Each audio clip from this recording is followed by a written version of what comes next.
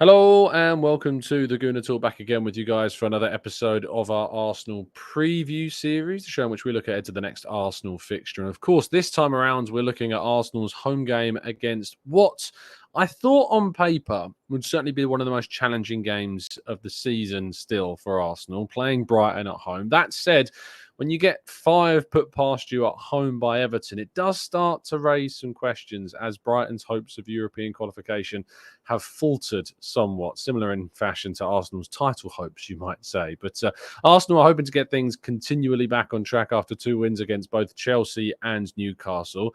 2 games in which, on paper, again, seemed more tricky than both Southampton and West Ham. And yet, how football works out, this is the way that the dice has rolled for Arsenal in the end. As always, for our preview shows, I'm joined by 2 fantastic guests from our Discord server. First of all, joining us all the way from across the pond in Canada, it's Moss. How you doing, mate? You good? You well? Very good, Tom. Thanks for the invite, and hope everyone, all the Gooners, are doing good over there. How's the weather? We've gone right past spring, right to summer. We're 30 degrees. Really? Yeah. Ours is chaotic at the moment. It was really nice yesterday. Then it's been pretty grey and horrible today. And then tomorrow it's going to be 19 degrees Celsius, which here is quite hot and completely sunny. So, yeah, it's going to be good. It's going to be good golfing weather, you might say, which is where my life surrounds around at the moment. But I heard you did some golfing in the States. I have indeed. Yeah, I mean, we did manage to get to do it in Chicago, where it was like a point where we threatened to go to a driving range, but then a couple of the non-golf playing amongst us were grimacing somewhat, so we spared them and went to a pub instead, which suits everybody's likes. We're also joined by Marcus. How you doing, Marcus? Good, you well? Sporting the hat very kindly as well. Oh, I do try. Good evening, good afternoon.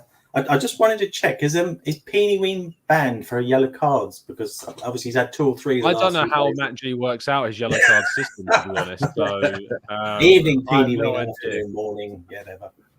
Indeed, absolutely. Yeah, Matt's, I think, got us when he tunes in the morning, has got to kind of lay out his what constitutes a chat box yellow card. But I don't want to kind of jump on the back of Sophie's yellow card and red card system she does on the hybrid squad as well. So she's very much the owner of the PGMOL of podcasting. So maybe I'll leave that to Sophie. But good afternoon, good morning, good evening, wherever you happen to be in the world, like Marcus says in our chat box. Thank you so much, as always, for joining us. We're here to talk about Arsenal's game against Brighton, so let's get straight on with that. Moss, how are you feeling going into this game against a Seagull side that, as I said in the intro, have stuttered somewhat in recent weeks? Yeah, I've been saying all year that them and Newcastle deserve a lot of props because they've played really good ball and they've really been banging on that European door this season. I called the Newcastle one, but man, I didn't know Brighton had this, Ferguson and Ciso, all these guys that are also going to come through. So I've been really impressed with Brighton, and I think De Zerbi's taken them another level beyond what Potter did. And I think it's a little blip, this Everton losing 5-1 to Everton. Like, if you watch the game, I mean, Brighton were getting glorious chances too and had all the ball, but it was like every time Everton came down, they scored. It was like nothing was going right for them for once. And so I still think it's a very big challenge. And, we got to play our best ball to beat them because they're going to come at us. Yeah, no, absolutely. It's going to take, a lot still, Marcus, I think, to beat a Brighton side, despite us, seeing Everton whack 5 past them. You can't suddenly underestimate what they're capable of. What do you think about what threat they might pose? It's strange because I thought they were on good form apart from the Everton game, but the last 6 games, we're actually mid-table with them form-wise. So they've, I think, won 2 out of 6. We've won, 1 or 2 out of 6. So we're both not in great form. Tottenham one. Oh no, Tottenham are way down below that. Don't worry about that. They're on and Chelsea even lower. But also, I know historic, it's a different team, but yeah, historically, since they've come back to the Premier League, and we've struggled against them 1, 2 out of 5. So it's one of those bogey teams. But this is the year when we've overcome them. I mean, look at last week's result. So confident. They've got a lot of injuries potentially as well. So I know we don't want to use that as an excuse, but potentially they've got sort of 5 or 6 out. So confident, but No, those 5 or 6 are. I know that most recently Webster and March were said to be out. Who else do you know that is out at the moment? Veltman was a doubt. There's a 2 or 3 are a doubt, and there's a couple more. I know he's not starting. Oh God, the ex-Liverpool one, Lallana is another one. So there are a few. It might not be the top ones. Unfortunately, Caicedo's fit, but maybe he'll play a lesson for us for next year. Is see what happens. Yeah, we'll see. Caicedo did fill in at right back in their previous fixture, and when Veltman was out, and was said to have done relatively well. So he's a versatile player. There is a lot of narrative, Moss, around that. He's featuring obviously in the thumbnail for today's video because he's the guy that Arsenal were interested in, put several bids in for in January and weren't successful. Are you wanting Arsenal to, pursue that deal in the summer for Caicedo? Is that a yes? Getting ready for fighting talk. I would like, either Caicedo or Rice. I just don't think we can afford both. But he's very versatile. I mean, even on Ecuador, he plays more advanced. There's another Ecuadorian on LAFC that I know Brighton and Newcastle Leeds are after is Jose Cifuentes. I mean, that Ecuador, they're a nation to watch. Like, they're producing a lot of talent. That Estupinan on Brighton, he's really good. But Caicedo really shows his versatility. I mean, right back, defensive mid, anywhere in mid. I think he's a lovely player. I just wouldn't want to spend 120 million on Rice and Caicedo. That's crazy. That money does seem ludicrous, when we're discussing 120 million pounds, Marcus, for Rice and, Caicedo, they're suggesting upwards of 80 million pounds. I mean, would you be tempted to spend 200 million quid on both players? I would rather get one of them and then spend the other 80 to 100 on a sort of an attacking player who can cover more than just one role. Yeah. Would be my preference. I think I don't think we're that desperate for two, especially the way Zach is playing midfield. But is he going to be with us? All the rumours this week, he could be moving on. Yeah, exactly. Yeah, that's the thing. Is like if you want to buy players that are going to be competitive in the positions that we've got with Partey, with Xhaka, with Saka, with Ben White, we look at right back and right wing as 2 other areas as well that we might need to strengthen. You're going to have to spend the big money. That said, we have shown that you can bring in players of real good starting quality like Odegaard, Tomiyasu, Gabriel Magalhaes, William Saliba, absolutely, for reasonable prices and around that £30 million figure. So maybe we don't need to be tempted to go into triple £1 million figures for players. That said, it does feel like that's the next step still for Arsenal to take that next step forward, is to go after those marquee talents. So we'll have to wait and see if Caicedo is arriving at Arsenal in the summer. Moving more towards Arsenal, Moss, obviously the bad news this week was that Zinchenko seemingly is a serious doubt for the game. David Ornstein reporting that both him and Saliba out for the rest of the season. Mikel Arteta saying in his press conference that he didn't want to commit to that, although it does seem to be that Zinchenko is a serious doubt for the game. What do you think? What are you doing? We just need this guy, Odegaard. That's what we need. But I Zinchenko, I think he's been dealing with this calf all year. It keeps popping up all the time, like re-tearing and whatever, banged up, and then it cramps up and tears again. And he's out again. But Saliba, I think they're just being extra careful. I've had that same exact injury, had multiple surgeries after, done playing career kind of thing. And it doesn't go away. That keeps coming back. You keep tearing hammies because your back is out. And they're being ultra careful because we're about to sign him long-term too, I think. And Zinchenko, it just keeps happening over and over again. So you might as well the only thing that cures it is, 2-3 weeks off. So. It seems to be a calf issue for Zinchenko. Marcus, obviously, spoiler alert, we've all put Tierney in our starting lineups naturally for that position. But I don't think that will come as any surprise to people. But Tierney looked good when he came on against Newcastle. Was involved in the second goal in the build up to that as well. He turned over possession really well a number of times. Looked good going forwards. What do you expect from seeing Tierney from the start? And are you excited about seeing him back in the team from the start? I think you had him in the all team last week, and I know I wasn't on the show, but I did my team and I had him in my team, so I'm not disappointed. I know we keep going on about going forward Zinchenko, but I think he's not quite as productive, although he still creates bits and pieces. But his defensive seems to get worse. So Tierney for me, yeah, fantastic. It is a totally different style of play. He's going to run down, bomb it down the wing, whip the ball in. So it's interesting how, if Martinelli is on the wing with him, how it impacts on him, because he'll almost bypass him and just want to smash the ball into the middle of the box. So it'll be tactically how you do it, because obviously we know he can't play the Zinchenko role. Yeah, he tries, doesn't he? Like when he's played, so he didn't against Newcastle. When he came on, he stuck to that side and just played up the wing. And I suppose that's probably what we probably want him to do tomorrow, rather Sunday as well, because in a time where he's starting, it's a case of just stick to maybe what you're good at and go up down the wing and support the left-hand side. And if Xhaka's starting and Jorginho's starting, I think we've got enough coverage in that midfield area anyway. And if you actually look at kind of some of the positioning, Jorginho tends to push further forwards even than Xhaka at times when they're paired together. So I think it's fine to see Tierney, push up that left flank and rekindle that relationship he's had with Xhaka in the past that served us so well in previous games. But we'll have to wait and see what happens between those two. But let's kick on with lineups, and Moss, we start with you and yours. Oh, sorry, it's Marcus going first. My bad. Marcus, we'll come back to you, then we'll go to Moss. Talk us through that selection, your star man pick, and the rest of it.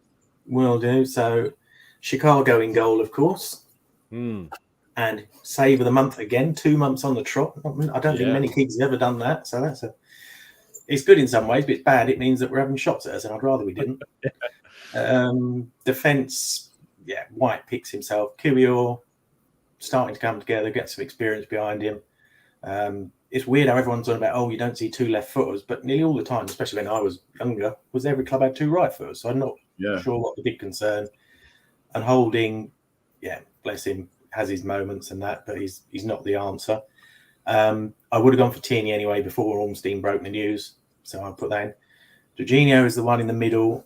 I don't know if you've ever heard, because since Partey was allegedly missing training a few weeks ago, it's almost a coincidence. His form's dropped off. So is he actually injured? Do we think there's a niggle, or is it just pure coincidence? Yeah, we don't really know. It's a tough one with Partey. Like, there's been these rumours that he's carrying a bit of a problem. I've heard nothing to confirm that at all. That doesn't mean it's the case, of course, and it could be that it's being kept behind closed doors, but I just think he's just been off it. Like, it's not performance that I look at a player and go, they're playing that way because they've got a knock. Because he's been overly emotional in games. He's got into little scraps at the Man City game.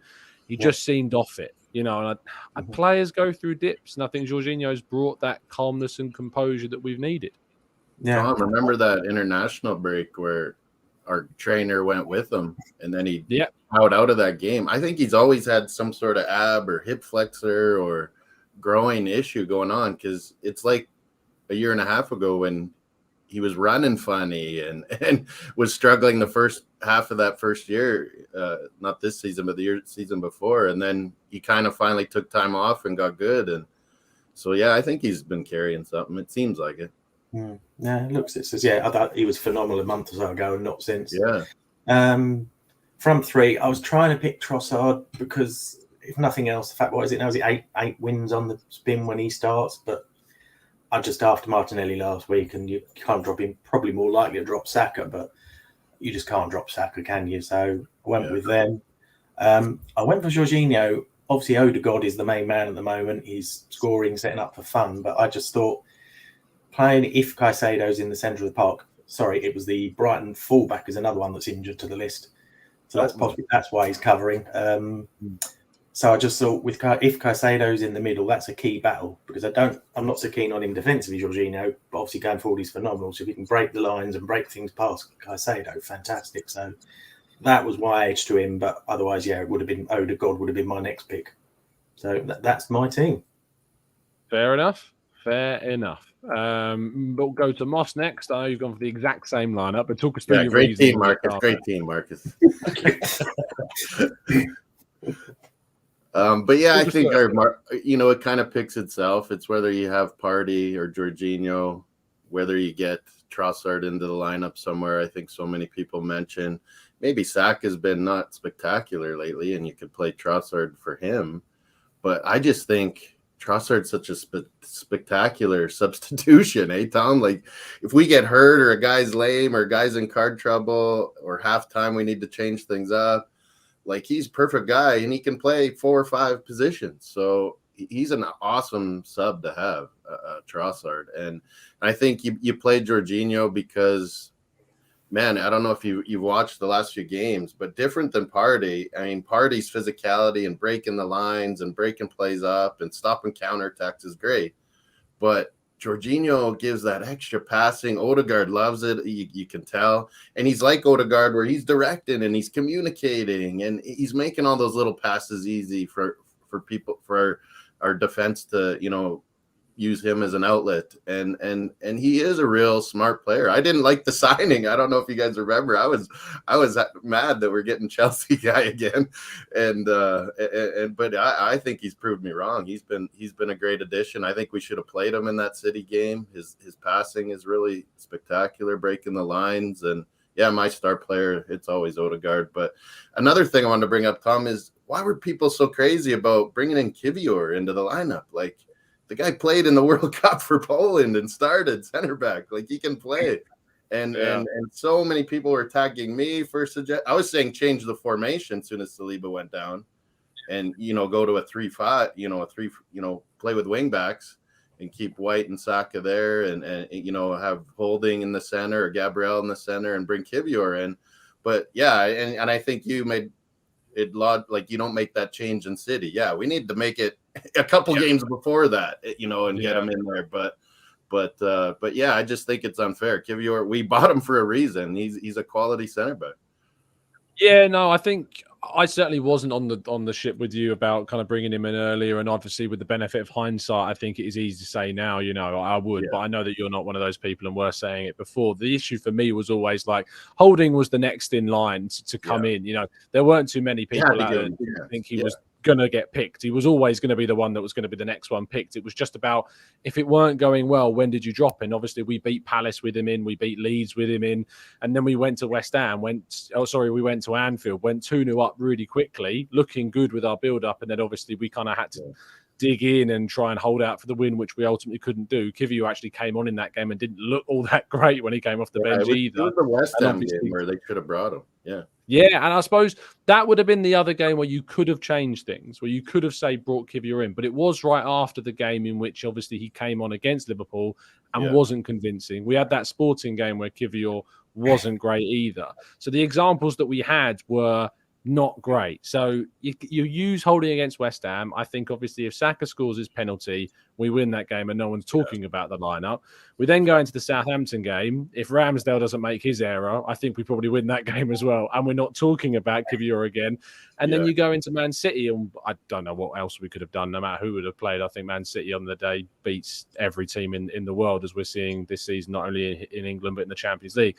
Against Chelsea, you had a chance to make the change. This guy. Jesus. Yeah. I mean, against Chelsea, we had the chance to make the change. Arteta did make the change. I give him props for making the change, and we benefited from it. And now we're on a winning run with Kivior looking good. So, yeah, and that's why my team's the same. That's why I've got the same team as you guys. I think there is the only other person is Trossard, as we discussed. Trossard's the only person I think all of us were discussing bringing into our teams.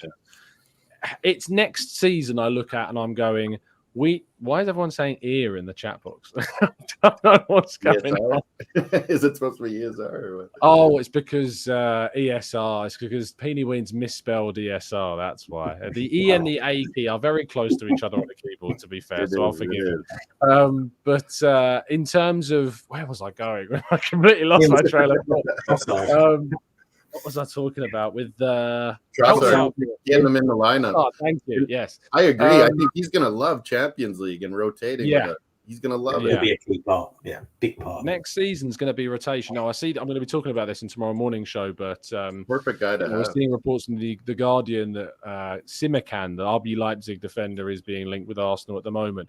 He's the type of guy I go, that's a great defensive option that gives you options to rotate. You don't have to stick with the same back four. You can play centre back, can play right back. And then you have Trossard, who can play left wing, can play centre forward. You can bring in another midfielder to rotate with Jorginho or Partey or Xhaka or Odegaard. or bring in a Moussa Diaby. It gives you an option to rotate in the forward line as well. Bring in a forward that you can move Jesus to the wide areas. Next season's going to be the chance we've got time to rotate. I look forward to it. I look forward to seeing rotation. But yeah, my lineup's exactly the same. My star man is Gabriel Jesus. I'd love to see him get another goal. Yeah. The player that I want to see score outside of a penalty is Martin Odegaard, because to get him beating De Bruyne's record would be brilliant. He's got 3 games to do it. I think we're all willing him to do it. As soon as that ball hits the back of the net, outside of that penalty spot, would be what great a to see. season he's had. Like people, is he world class?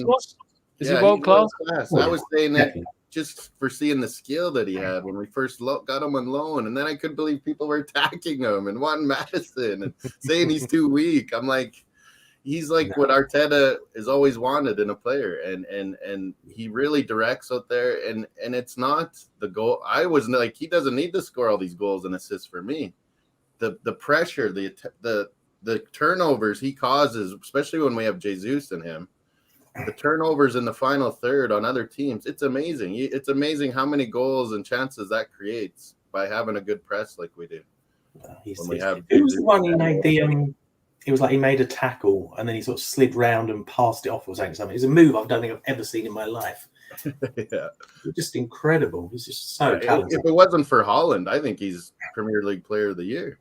Yeah, I mean, I think if Arsenal were to go on and win the league, he would be the player of the season for me, because his contribution, his leadership, being captain. There were so many question marks about who was going to take the captaincy. And then there was even more when it turned out it was going to be Odegaard, because he's never come across as the most vocal on-field player necessarily compared I don't think to he's the dressing room captain, but he's someone the on-field captain. He's not Tony Adams, no. I think that Arteta recognised that he had to pick a player that was always going to be in the starting 11. He brought in Zinchenko. Tierney didn't have that asset in his repertoire anymore of being a guaranteed starter. Odegaard is a guaranteed starter. Xhaka didn't want it really. No, I know. And I mean, Xhaka's going to get moved on, I think, at some point. It might be this summer. It might not be. I don't necessarily want it to be this summer. I think January. It would be good. But I don't think Xhaka wanted it. As you said, Moss, I think that he was he's unofficially still very much the club. He's in the dressing room. Yeah. And he sits right beside Odegaard. He's our leader. But he's the mouthpiece behind it all, yeah. Odegaard's like the conductor. He waves his hands and points and shows them. And obviously he's captain of his country. But going back to that, player of the year, we had second and third in that. I hope not, that's not an omen for the league. It's ironic actually, because it was after Brighton that I spoke to Odegaard about captaincy in the mixer, and I said to him, I was like, "How do you feel about captaincy?" And he said, "I speak when I feel like I need to speak. He's not the type of captain just to shout and scream for the sake of shouting and screaming. He will speak when he wants." So, he's been great. He's also very good media-wise as well. And when he speaks to the media, he says what he means. He's very careful about what he says, which, they're media trained, of course. But I think he really does think about what he's saying when he has those conversations, has those interviews. That Football Tribune documentary that he did was excellent as well. So if you've not yet watched that, I'd recommend it. Let's go to predictions then. Moss, we'll start with you. Scoreline and scorers, please. 2-1. I think maybe Ferguson or Matoma score for them. I'll say Matoma. And I think like you said, the guy that makes our team run, makes things happen. I think Jesus will get on the board, and I'll give my Odegaard and get that 16th goal and make everyone happy, and he'll be an all-timer that way. And 2-1, I say. Marcus. I mean, boring, because I'm going to go 2-1 as well. Hope break my duck. If the results don't go again, this will be my third appearance and my third we haven't won. So I might have to just say no in future. I did West Ham and Sporting, so not a good record. But now I'm going 2-1. I'm not going to go for a holding or white screamer, because I know Mr. Canton will have that one sewn up. It'll be Kivior now, then, will it? Yeah. Goes back to your school days, sir. Indeed. 2-1. I was going to go 2-1. one, but I can't now because I want to be boring like you two. I'm Well, going to go 4-1 with a score line. You can't pick a clean sheet at home because it doesn't happen. Yeah, you know, it just doesn't turn up. I'd love us to keep a clean sheet at home, but I just can't see it happening. So I'm going to go 4-1. Ben White scream, obviously. Holding coming off the bench and getting one from a corner as well. And Martin Odegaard's not going to get one. He's going to get two. And Gabriel Jesus is going to assist all four of them. So that's... Sorry, there was no white screamer in there. Yeah, that was the first goal. Ben White screamer, holding from the bench, and two from Odegaard. Jesus. Okay. He'll be triple the more goals than Richarlison. Ben White. Oh, there you go. Oh, brilliant! Great stat. I mean, he barely deserved the ones that he's got. You know, so.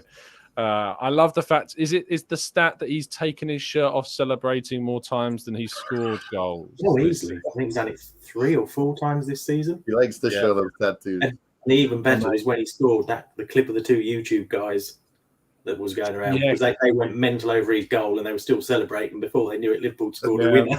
Seconds didn't really help himself either when he did his video. Who do you think will be better? Callum Wilson and who was the other guy?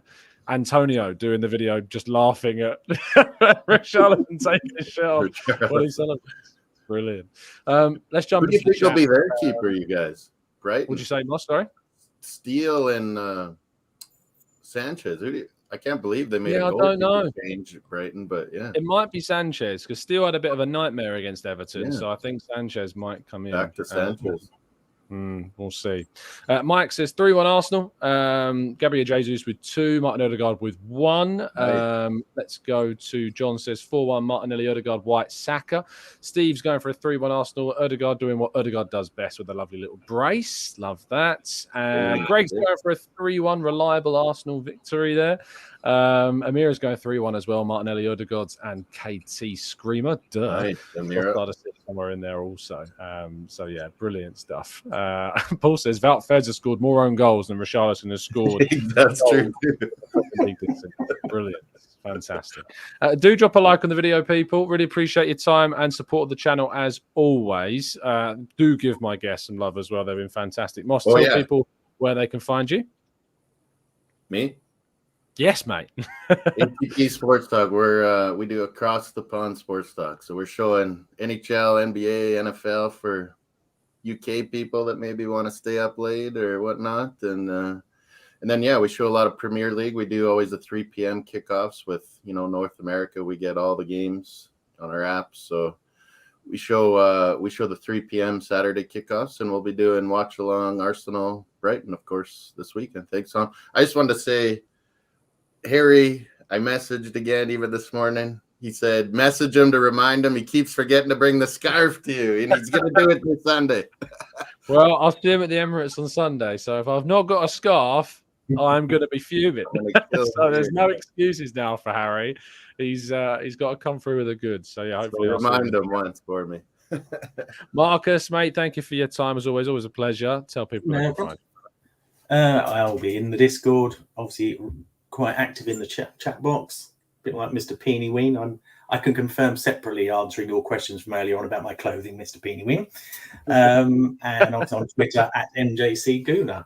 And sorry, old Dave, if I could squeeze Trossard in as my 12th man, I would. So apologies. I know I'm now on your list. Sorry. Yeah. We're all on Dave's list, unfortunately. He's coming for us. He'd have a team of Trossards if he could, but it's not possible. Thank you, everyone, for listening. As I say, drop a like, subscribe if you're new. I'll be back tomorrow morning at 8 a.m. to talk about Simakan and lots more transfer Arsenal-related stuff too. So exciting things to discuss, I'm sure. And then it's the game on Sunday. So looking forward to that. Have a fantastic evening, whatever you're doing on a Friday. You've made it to the end of the week. Congratulations. See you again soon. And as always, up the Arsenal.